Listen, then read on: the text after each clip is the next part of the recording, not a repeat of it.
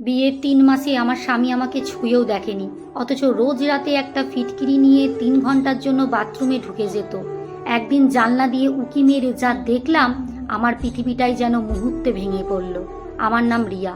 আমার স্বামী রোজ রাতে একটা ফিটকিরি হাতে নিয়ে বাথরুমে ঢুকে যেত, ৩-৪ ঘন্টা পর বের হতো। বিয়ের পর প্রথম রাতেই বুঝেছিলাম আমার সংসারে যেন কোনো অদৃশ্য রহস্য লুকিয়ে আছে।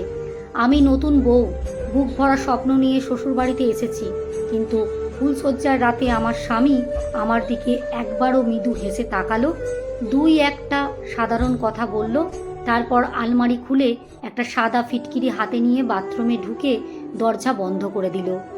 আমি ভেবেছিলাম হয়তো একটু পরেই বের হবে, কিন্তু মিনিট গড়িয়ে ঘন্টা পার হয়ে গেল। চোখে ঘুম নেমে এলো। অপেক্ষা করতে করতে কখন যে ঘুমিয়ে পড়েছিলাম বুঝতেই পারিনি।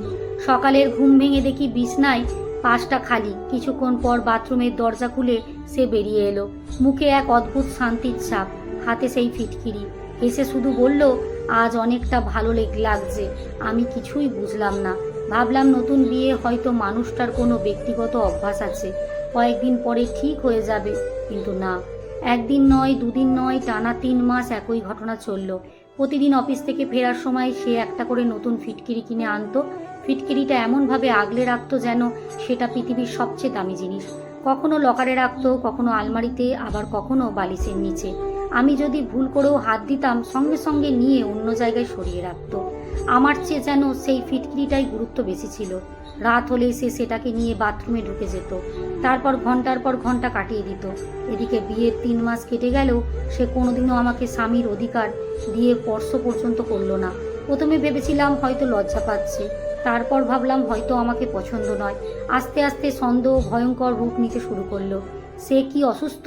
সে কি আমাকে ঠকিয়ে বিয়ে করেছে, নাকি এমন কোনো সত্য লুকিয়ে রেখেছে যা জানলে আমার পৃথিবীটাই ভেঙে পড়বে?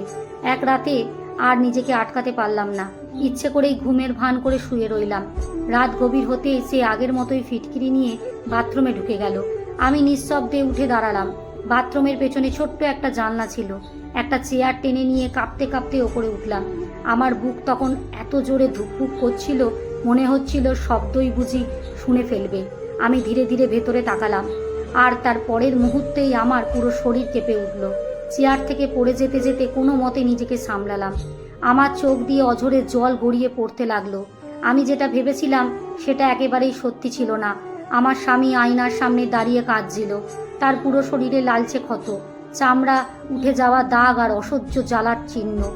সে ফিটকিরি মেশানো পানি দিয়ে ধীরে ধীরে শরীর পরিষ্কার করছিল। মুখে শুধু একটাই কথা, আর কতদিন, আর কতদিন। সেই মুহূর্তে আমার সমস্ত রাগ, অভিমান, অভিযোগ মুহূর্তেই ভেঙে চুরমার হয়ে গেল। আমি দরজায় ধাক্কা দিলাম। সে চমকে দরজা খুলতেই আমাকে দেখে স্তব্ধ হয়ে গেল। অনেকক্ষণ নীরব থাকার পর ভাঙা গলায় বলল, আমি তোমাকে ঠকাতে চাইনি, আমি শুধু চাইনি তুমি আমাকে ঘৃণা করো। তারপর ধীরে ধীরে জানালো, বহুদিন ধরে সে একটা জটিল চর্মরোগে ভুগছে, নিয়মিত চিকিৎসা চলছে। চিকিৎসকের পরামর্শের পাশাপাশি কিছুটা ঘরোয়া উপায়ও ব্যবহার করছিল, যার মধ্যে ফিটকিরিও ছিল একটি।